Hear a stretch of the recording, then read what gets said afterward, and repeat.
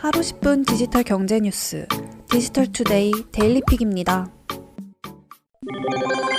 올해는 코로나19에 따른 비대면 소통 확산과 재택근무, 원격 수업 증가로 협업툴 수요가 크게 늘었습니다. 대표적인 협업툴로 줌, 구글 미트, 마이크로소프트 팀즈 등도 있는데 메신저 기반 협업툴 중 모바일 쪽에선 슬랙이 강세를 보이고 있는 것으로 나타났습니다. 모바일 인덱스에 따르면 안드로이드 OS와 iOS를 합친 11월 이용자 수에서 슬랙은 12만 9,985명을 기록해 시장 1위에 올랐죠. 슬랙은 지난 10월부터 한국어 지원을 본격적으로 시작하며 국내 시장 공략을 가속화하고 있습니다. 이어 네이버 업무용 메신저 네이버 웍스가 11월 이용자 수 10만 명을 넘기며 슬랙의 뒤를 바짝 쫓는 모습입니다. 스타트업 토스랩이 개발한 잔디는 11월 이용자 수 8만 1,666명을 기록해 3위에 올랐습니다. 카카오도 지난 9월 기업용 메신저 카카오워크를 내놓으며 가세했죠. 카카오워크는 지난 11월 이용자 수 6만 5,950명을 기록해 4위를 차지했습니다. 카카오워크에 이어 플로우가 11월 이용자 2만 115명으로 5위에 올랐습니다.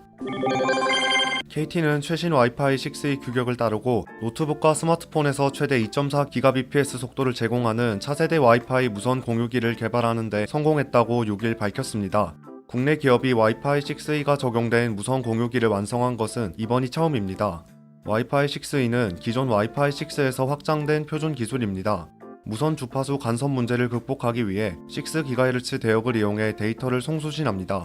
와이파이 6E가 서비스할 수 있는 최대 속도는 2.4GBps로 와이파이 6보다 약 2배 빠릅니다. KT가 개발한 차세대 와이파이 무선 공유기는 3개의 비면허 주파수 대역 2.4GHz와 5GHz, 6GHz를 이용한 통신 모두를 지원합니다. KT는 다양한 환경에서 차세대 와이파이 무선 공유기와 와이파이 6의 기술에 대한 검증을 진행한 뒤 이를 상용 서비스로 내놓기 위한 준비를 시작합니다. 또한 새로운 와이파이 핵심 기술을 지속 개발하고 도입해 와이파이 7이 목표로 하고 있는 30GBps급 와이파이 무선 공유기 기술 개발에도 집중할 방침입니다. SK하이닉스가 업계 최고층인 176단 512GB 트리플 레벨 셀 구조의 4D 낸드 플래시를 개발했다고 7일 밝혔습니다.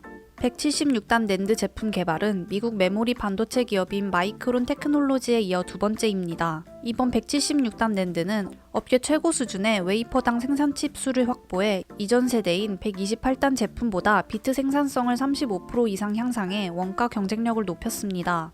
또한 읽기 속도가 이전 세대보다 20% 빨라졌고 데이터 전송 속도는 33% 개선된 초당 1.6GB 속도를 구현했습니다. 회사는 신제품의 실제 양산 시점을 내년 중반으로 계획하고 있는데요. 모바일 솔루션 제품을 시작으로 소비자용 SSD, 기업용 SSD 등을 순차적으로 출시해 응용처별 시장을 확대할 예정입니다. 낸드 점유율 1위인 삼성전자도 종전 128단을 넘어서는 7세대 V낸드 개발을 진행하고 있으며 양산 시점은 내년으로 예정돼 있습니다. 삼성은 7세대 낸드의 단수를 공개하지 않고 있습니다. 제프 베조스 아마존 CEO가 설립한 민간 우주기업 블루 오리진이 달 착륙 로켓 엔진 연소 시험을 성공했다고 발표했습니다. 제프 베조스는 자신의 인스타그램을 통해 블루 오리진의 달 착륙 엔진의 4번째 연소 시험 성공 소식을 전했습니다. 나사가 추진 중인 아르테미스 3 계획에 참여하고 있는 블루 오리진은 오는 2024년까지 남녀 우주인 한 쌍을 달에 보내는 것을 목표로 하고 있습니다. 이번 임무를 통해 1972년 아폴로 13호 이후 처음으로 인류가 달에 가게 됩니다. 또한 여성 우주인이 달에 착륙하는 것도 이번이 처음이 될 전망입니다. 아르테미스 3 계획에는 블루 오리진을 포함해 일론 머스크의 스페이스X 그리고 다이내틱스가 참여하고 있습니다. 나사는 내년 3월 초까지 3개 회사 중 2개사를 선정해 달 착륙선을 제작할 계획입니다. 블루 오리진의 달 착륙 로켓 엔진은 2019년 블루문 프로젝트를 통해 공개된 첨단 엔진입니다. 최대 1만 파운드 추력을 가지고 있으며 나사의 마샬 우주비행센터에 여러 번 연소 시험을 진행한 바 있습니다. 이번 시험에는 엔진 가동 시간을 약 20분으로 끌어올리는데 성공했다는 점에서 주목을 받았습니다. 토요타와 함께 세계 자동차 시장 1에서 2위를 다투는 독일의 자동차 제조사 폭스바겐이 오는 2025년부터 본격적으로 자율주행차를 선보일 계획입니다. 외신에 따르면 헤르베르트 디스 폭스바겐 회장은 독일 언론과의 인터뷰에서 폭스바겐 자율주행차가 2025년부터 2030년 사이에 시장에 나오게 될 것이라고 밝혔습니다. 헤르베르트 디스 회장은 자율주행차 개발에 필요한 컴퓨터 칩의 성능 향상과 인공지능의 발전으로 자율주행차 완성도가 빠르게 높아지고 있다고 전했는데요. 이어 복잡한 주행 상황에서도 원활하게 대응할 수 있는 수준 높은 자율주행차 등장이 머지 않았다고 설명했습니다. 보시와 BMW에서 경력을 쌓은 헤르베르트 디스 회장은 지난 2015년 폭스바겐에 합류, 폭스바겐 자동차 부문 사장을 거친 후 회장 자리에 올랐습니다. 특히 디젤 게이트 이후 폭스바겐을 안팎으로 추스르며 내실을 다지고 있다는 평가를 받고 있죠. 다른 유럽 자동차 제조사와 달리 폭스바겐이 전기차 시장 발전에도 적극 대응하고 있는 것도 헤르베르트 디스 회장의 중장기 전략이라는 해석입니다. 폭스바겐은 전기차 개발에 730억 유로, 약 95조 원이라는 막대한 투자를 진행하고 있는 것으로 알려졌습니다.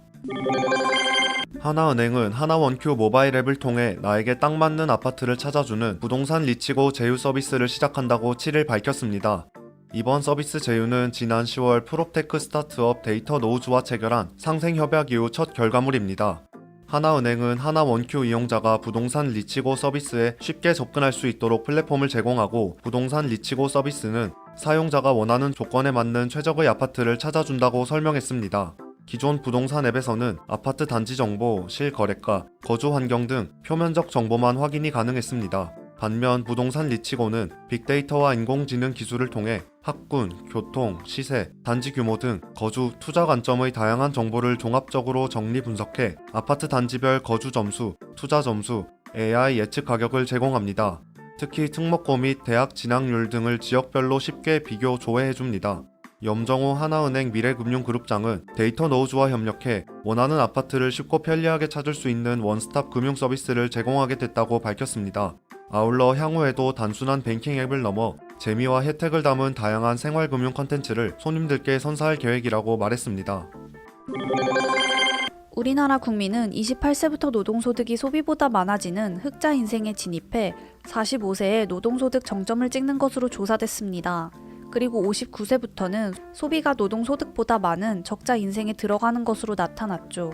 통계청은 7일 2017년 국민이전 개정 결과를 발표했습니다. 국민이전 개정은 연령별 노동소득과 소비, 연금 등 공적 이전, 상속 증여 등 가족 간 사적 이전의 흐름을 파악할 수 있는 지표입니다. 이 지표를 통해 재정 부담이 세대 간에 어떻게 재분배되는지 보여줍니다. 우리나라 국민 1인당 생애주기를 보면 0세부터 27세까지는 소비가 노동소득보다 많아 적자가 발생합니다. 적자는 16세 때 3,215만원으로 최대를 찍습니다. 이후 28세부터 58세까지는 노동소득이 소비보다 많은 흑자 인생이 이어집니다. 흑자는 45세 때 1,484만원으로 가장 많습니다. 45세에는 노동소득이 3,354만원으로 정점을 찍는데 소비는 1,870만원에 그쳐서입니다. 59세부터는 다시 적자 인생으로 돌아섭니다. 나이가 들수록 적자 규모가 커지는데요.